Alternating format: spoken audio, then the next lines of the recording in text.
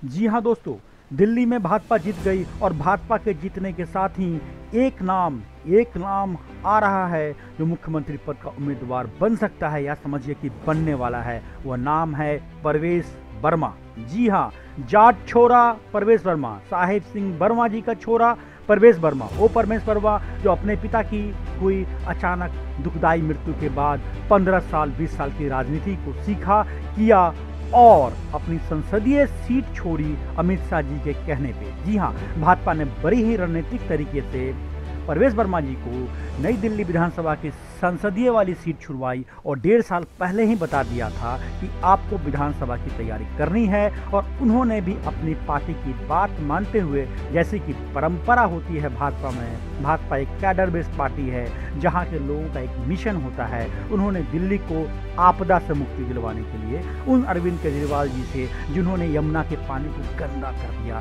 गंदा नाला बना दिया, उस अरविंद केजरीवाल जी ने, जिन्होंने दिल्ली को प्रदूषण युक्त बना दिया, प्रदूषण का लेवल बढ़ा दिया, जिन्होंने हर काम के लिए एक बहाना ढूंढ के रखा, उस अरविंद केजरीवाल जी ने, जिस अरविंद केजरीवाल जी ने शराब घोटाला किया जैसी कि उनसे उम्मीद बिल्कुल नहीं थी, उस अरविंद केजरीवाल जी ने, जिन्होंने सारे भ्रष्टाचारियों से गले मिलाया, चाहे वो लालू यादव हो, चाहे वो कांग्रेस पार्टी हो, जिन पर वो बेबुनियाद इल्जाम लगाते थे, उस अरविंद केजरीवाल जी ने, जिस अरविंद केजरीवाल जी ने शीला दीक्षित के कई कराए काम को, दिल्ली के बेहतरीन विकास को अंधकार और गर्त में ढकेल दिया, उस अरविंद केजरीवाल जी ने, जिसने शीला दीक्षित पर बेफिजूल इल्जाम लगाया, उस अरविंद केजरीवाल जी को नई दिल्ली विधानसभा सीट से, वह नई दिल्ली विधानसभा सीट जो पिछले 15 सालों से या 20, 25, 30 सालों से दिल्ली को मुख्यमंत्री का कैंडिडेट देते रही है।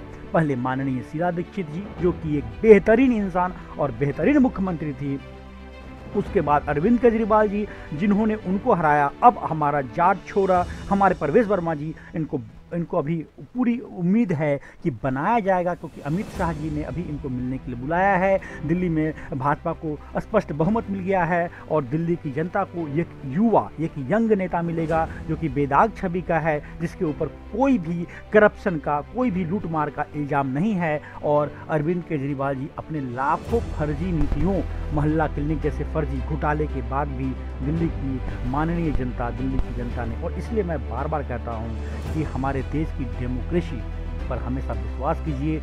अब इलेक्शन कमीशन पर विश्वास कीजिए, ईवीएम मशीन, देश की सरकारी मशीनरी पर विश्वास कीजिए। ये आदमी अरविंद केजरीवाल जी के बारे में दुख के साथ कहना पड़ रहा है कि ना तो इन्होंने नौकरी की, ना ही नौकरी में इन्होंने सरकारी सेवा की, आईआईटी करने के बाद इंजीनियरिंग का काम नहीं किया, आईएएस बनने के बाद आईआरएस का काम नहीं किया, इन्होंने कभी नौकरी नहीं की। इन्होंने हमेशा काम से भागते रहे, दूसरों पर बहाना ठोकते रहे, दूसरों पर इल्ज़ाम लगाते रहे, खुद काम नहीं किया। बहुत ही चालाक तरीके से और अन्ना हजारे जी को धोखा दिया, उनके साथ विश्वासघात किया और कुछ विश्वासघात दिल्ली की जनता के साथ करते आ रहे थे। तो दिल्ली की जनता ने संपूर्ण न्याय किया।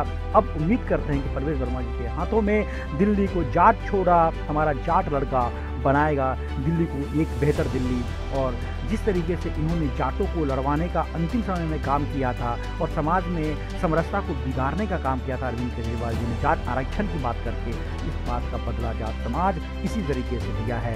जाट समाज को धन्यवाद, हिंदू समाज को धन्यवाद, हिंदुस्तानी समाज को धन्यवाद, भारतीयों को धन्यवाद, दिल्ली वालों को धन्यवाद। जय हिंद, जय भारत। चैनल को सब्सक्राइब जरूर कीजिए और शेयर जरूर कीजिए। Thank you.